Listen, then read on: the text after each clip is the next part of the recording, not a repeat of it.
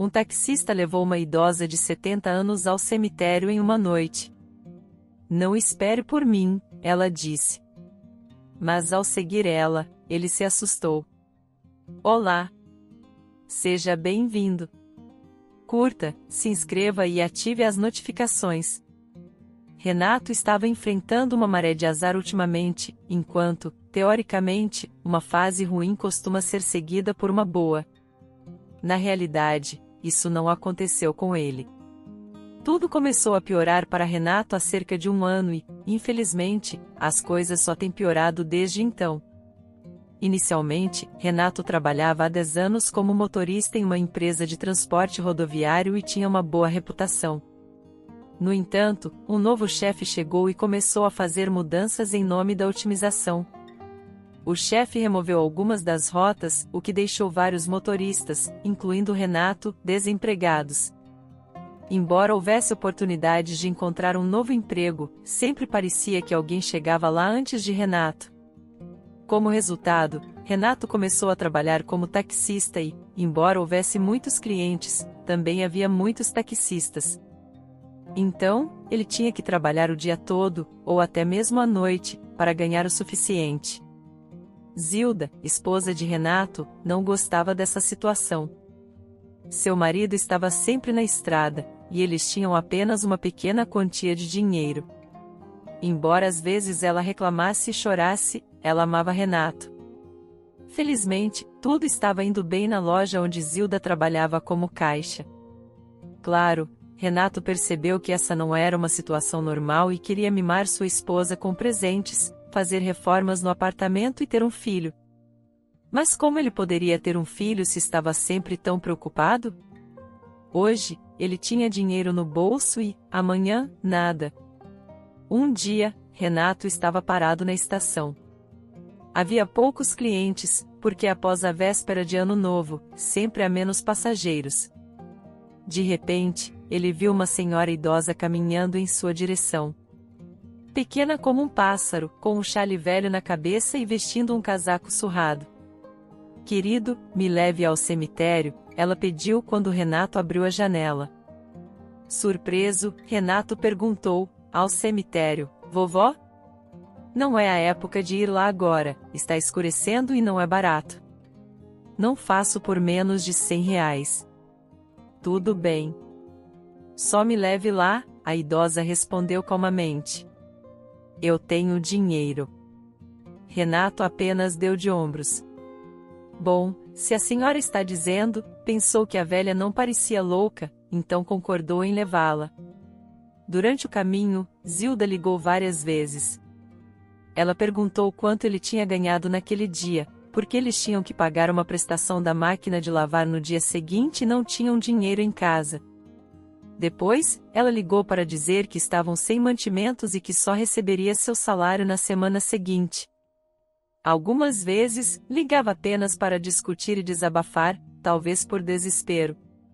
Renato, sem ânimo, pedia desculpas. Prometeu levar mantimentos, encontrar dinheiro para o pagamento e apenas ouvir sua esposa. Ele estava tão deprimido, e isso era terrível. Até se irritou com a passageira que estava sentada quietamente no banco de trás. Já estava escurecendo e ele teria que esperar por ela, apenas gastando gasolina. Renato parou na entrada principal. $50, disse. A idosa lhe entregou 2 notas de 100. Mas isso é demais, murmurou Renato. Fique com tudo. Vejo que você é um bom homem e precisa mais do que eu, respondeu a idosa calmamente. Mais suavemente, ele então disse, tudo bem, vá visitar quem você quiser. Vou esperar e te levar de volta à cidade. Você não precisa esperar por mim, disse a idosa, balançando a cabeça. Eu me viro sozinha. Vovó, você está louca? Está frio lá fora e já escureceu. Vai passar a noite aqui? Não se preocupe. Eles virão me buscar, respondeu a passageira, murmurando ao abrir a porta do carro. Pode ir, Deus lhe abençoe. Renato apenas arqueou as sobrancelhas em surpresa. Quem viria buscá-la? Nesse momento, um cliente ligou pedindo para ele ir urgentemente. Renato olhou confuso para a figura curvada que se afastava do portão. Por que ele deveria se preocupar com a velha? Alguém viria buscá-la, como ela disse. Renato guardou as notas no bolso interno do casaco e saiu do cemitério. Na hora seguinte, ele levou seu cliente ao seu destino. E depois teve outra boa corrida. O humor de Renato estava visivelmente melhorando. Ele ganharia muito dinheiro hoje. Quando finalmente teve um momento livre, tirou o dinheiro para contar. E então, sentiu um choque. As notas da velha lhe pareciam estranhas. Como ele não percebeu isso antes? Aparentemente, estava tão distraído. Renato olhou mais de perto e praguejou de raiva. Ela o havia enganado. Não eram notas reais, mas sim de brinquedo. A velha tinha lhe pregado uma peça, e ele ainda estava preocupado com ela, pensando em como estaria no cemitério em uma noite gelada de inverno. Que tolo ele foi! Mas ele não deixaria isso passar. Renato decidiu ir ao cemitério. Talvez a velha ainda estivesse lá, embora as chances fossem pequenas. Mas Renato era movido pela raiva. Ele queria encontrar a velha e discutir com ela por sua piadinha. Ele chegou ao cemitério quando escureceu. Suas emoções tinham diminuído um pouco, e Renato apenas balançou a cabeça. Por que ele veio até aqui? A mulher obviamente já tinha ido embora, assim como ela disse. Renato estava prestes a voltar, e então, não muito longe da cerca, à luz da lua, perto da cruz, ele notou algum movimento. Arrepios involuntariamente percorreram suas costas, mas as suposições mais fantásticas surgiram em sua mente. E ele se lembrou de seus medos de infância. E se essa velha fosse um fantasma, uma morta? Afinal, ele ouviu tantas histórias em sua vida quando mortos entravam em contato com vivos e depois voltavam para seus túmulos. Renato sacudiu a cabeça como se espantasse todos os seus medos. O que ele estava pensando?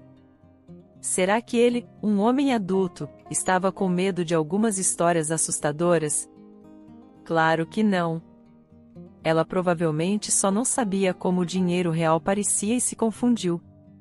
Ou, pior ainda, ela estava louca e tinha apenas vindo sentar nos túmulos de seus parentes. E se ela congelasse, ele seria, sem querer, responsável por sua morte, porque a tinha trazido. Estes argumentos pareciam convincentes para Renato. Ele saiu do carro e se dirigiu ao cemitério. Era um silêncio noturno, e a luz fraca da lua deslizava pelo único caminho limpo. Renato caminhou olhando para a escuridão até o lugar onde ele tinha visto uma sombra 5 minutos atrás. O homem parou indeciso. Pegadas saíam do caminho e se enterravam em um monte de neve profunda, aparentemente a velha tinha passado por aqui. Mas onde ela está? Droga, Renato murmurou baixinho.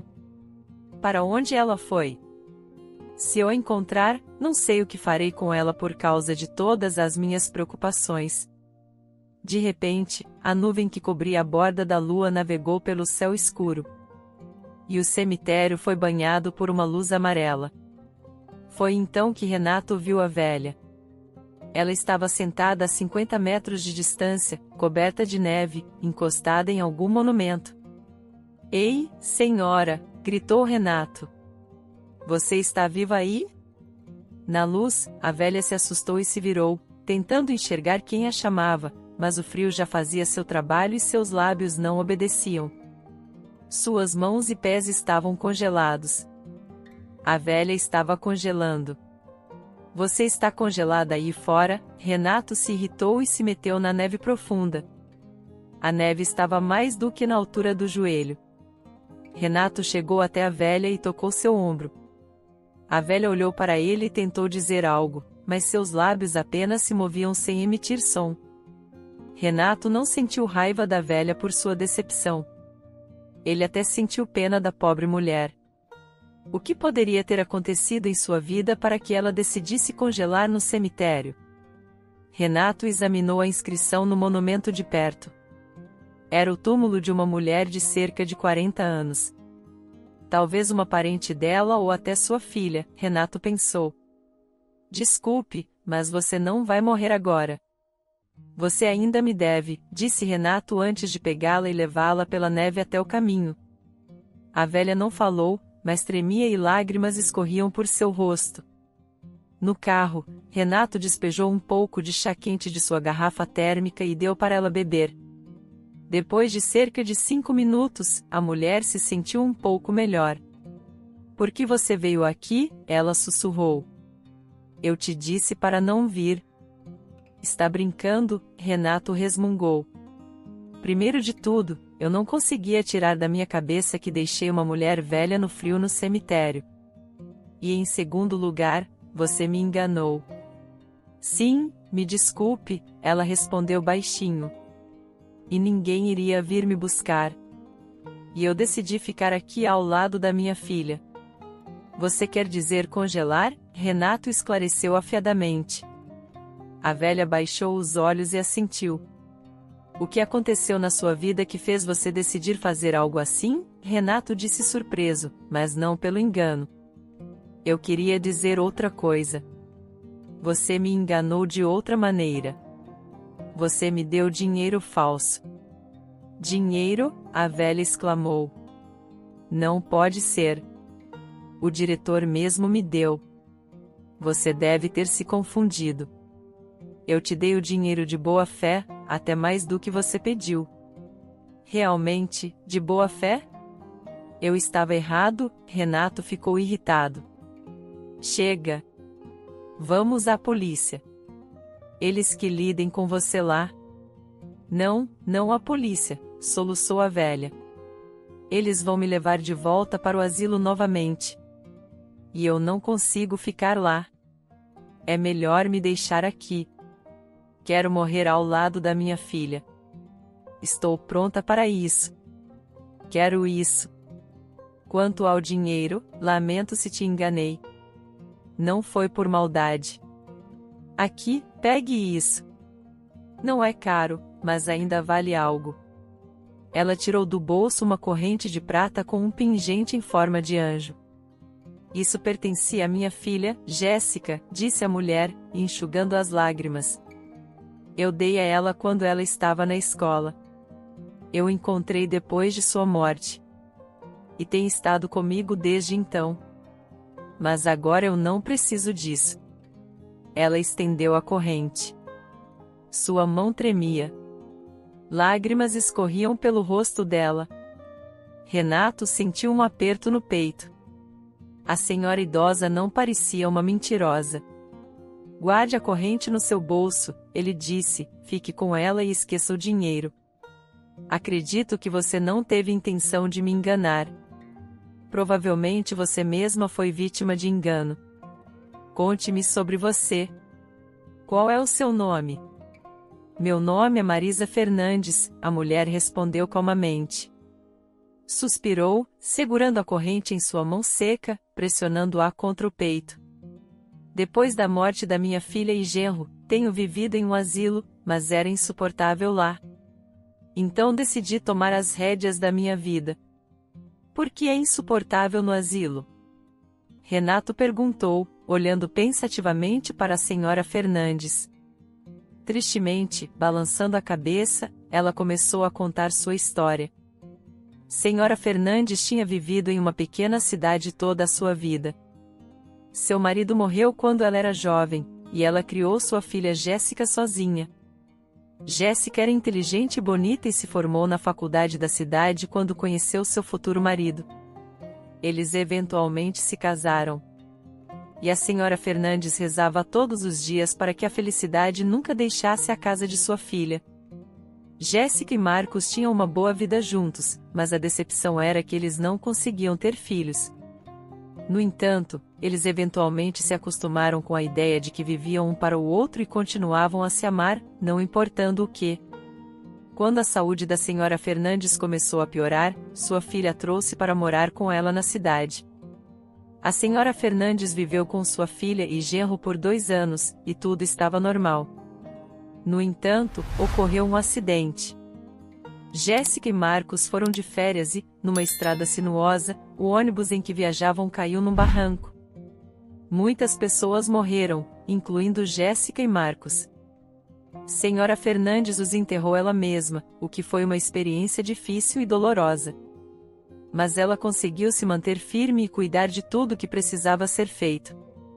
Após o funeral, Senhora Fernandes ficou sem forças. Quando uma jovem apareceu no apartamento, afirmando ser filha de Marcos e ter todos os direitos sobre o apartamento, Senhora Fernandes não discutiu. Não havia razão para discutir, pois a garota realmente se parecia com seu falecido genro. Descobriu-se que Marcos tinha um testamento assinado por ele, e indicava que as coisas não estavam bem entre ele e a filha da Senhora Fernandes. E não estava claro se Jéssica sabia sobre sua filha ilegítima. Agora, ninguém pode dizer. Senhora Fernandes decidiu ir para o asilo por conta própria, e tudo se acertou para ela. Ela ligou para o escritório social, perguntou sobre um lugar e foi informada de que havia apenas uma vaga. O asilo era comum, mas Senhora Fernandes não precisava de acomodações luxuosas. Ela era uma mulher do campo acostumada a viver de maneira simples. Senhora Fernandes teria voltado para a pequena cidade, mas vendeu sua casa e sua filha e genro não tinham dinheiro suficiente para um carro novo. Por isso, sua única opção era ir para o asilo. No entanto, logo a Senhora Fernandes percebeu que o asilo era chamado de a Casa da Misericórdia apenas no papel. Na realidade, era como uma prisão comum. Os residentes eram soltos para passear estritamente de acordo com um cronograma, alimentados mal e recebiam apenas os medicamentos mais baratos. Além disso, 75% de suas pensões eram tomadas para cobrir os custos de moradia. Os idosos não perguntavam para onde o dinheiro ia, pois tinham medo do diretor que agia como um ditador. Rumores circulavam de que o diretor era um chefe no sistema prisional e administrava o asilo como uma prisão. Senhora Fernandes achou difícil se adaptar à vida no asilo e se arrependeu de ter concordado em ir para lá. Ela queria se transferir para outro lugar, mas não foi possível quando o diretor, Senhor Benedito, soube de seu desejo de transferência. Ele olhou para ela de uma forma que fez a idosa sentar de medo. E então, o diretor de repente começou a se perguntar quanto dinheiro os inquilinos tinham economizado dos 25% de suas pensões que tinham lhe dado. O diretor expressou que seria melhor trocar tudo por notas grandes, já que os idosos não tinham onde gastar denominações menores e notas maiores eram mais seguras. Consequentemente, deram à Senhora Fernandes aquelas notas falsas, e ela mesma desconhecia que algo estava errado com o papel e aceitou cegamente. E então, um dia, Senhora Fernandes se sentiu incrivelmente triste e questionou por que ela ainda continuava a viver desta forma. Ela não tinha parentes no mundo e nenhum lugar para gastar seu dinheiro. A gota d'água foi a morte de sua amiga, com quem compartilhavam um quarto. A vizinha teve uma crise hipertensiva, mas, em vez de chamar uma ambulância ou administrar remédios, a enfermeira simplesmente trouxe uma toalha molhada para colocar em sua testa. A vizinha morreu na manhã seguinte. Essa experiência levou a Senhora Fernandes a refletir sobre sua própria vida e a questionar por que estava esperando a morte em uma jaula. Na manhã da inspeção do asilo, os idosos foram intimidados e advertidos para não reclamar. Eles foram todos lavados, vestidos novamente e autorizados a assistir TV no salão.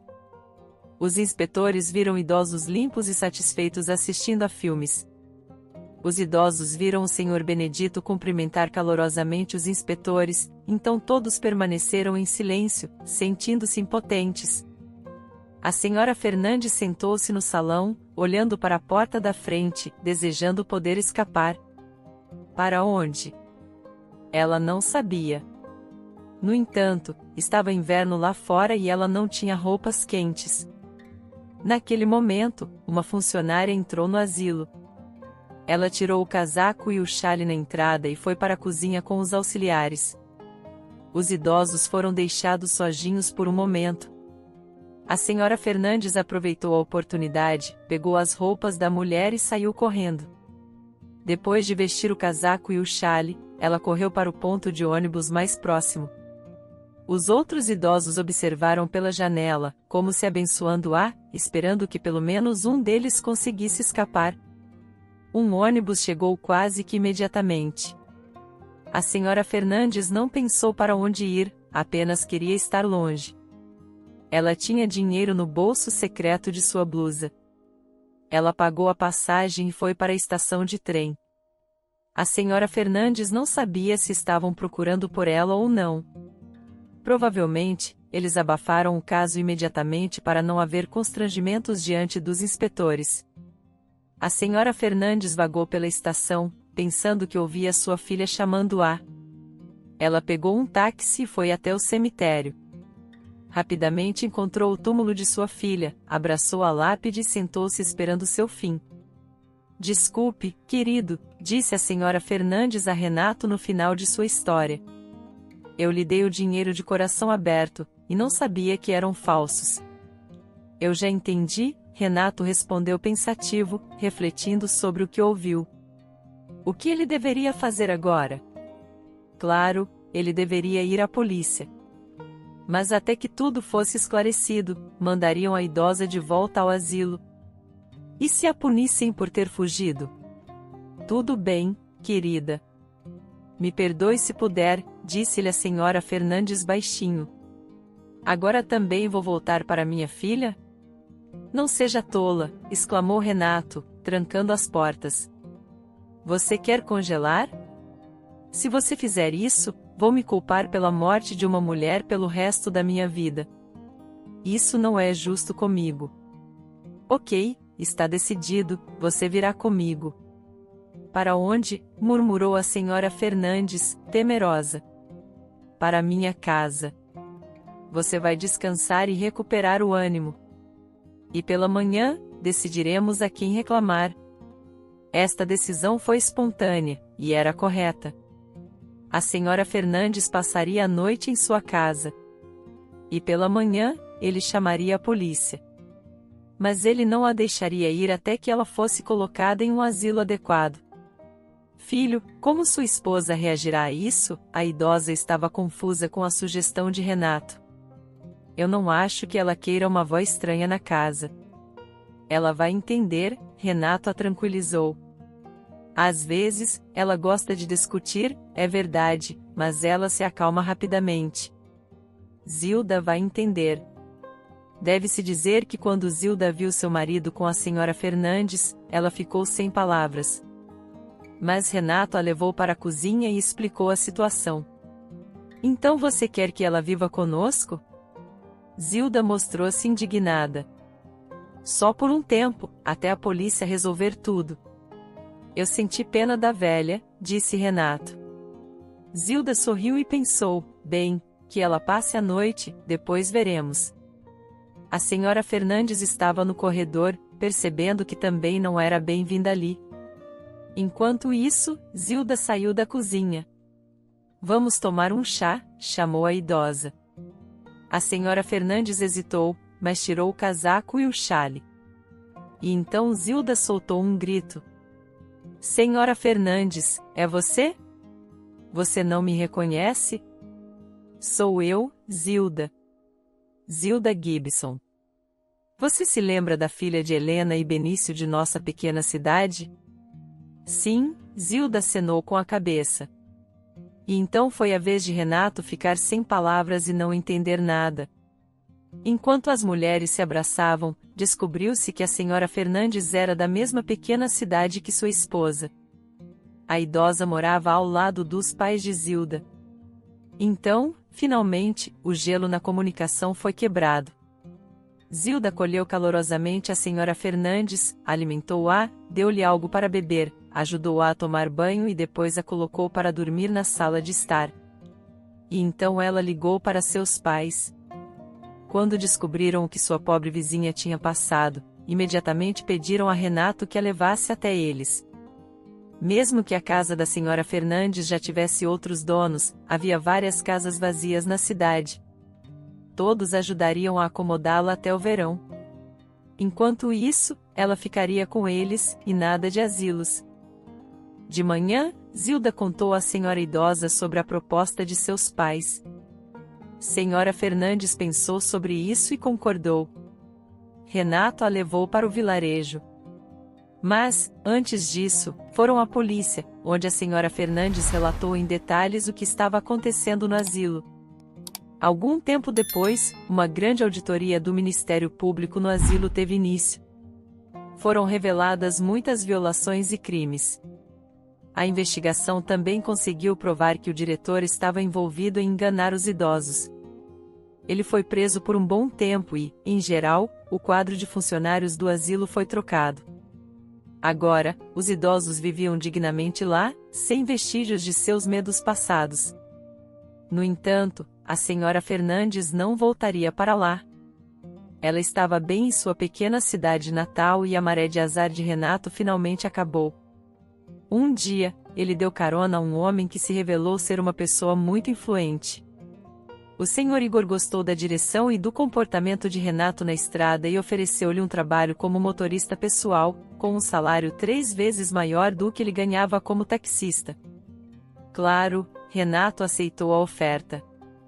Tudo em sua vida melhorou, e ele e Zilda vivem pacificamente, esperando um bebê. Sim, de fato, os períodos difíceis na vida passam. O importante é não se irritar com o mundo durante esses tempos, não endurecer o coração, e então a sorte certamente sorrirá para você. Espero que tenha gostado da história. Curta, comente e compartilhe. Obrigado por assistir.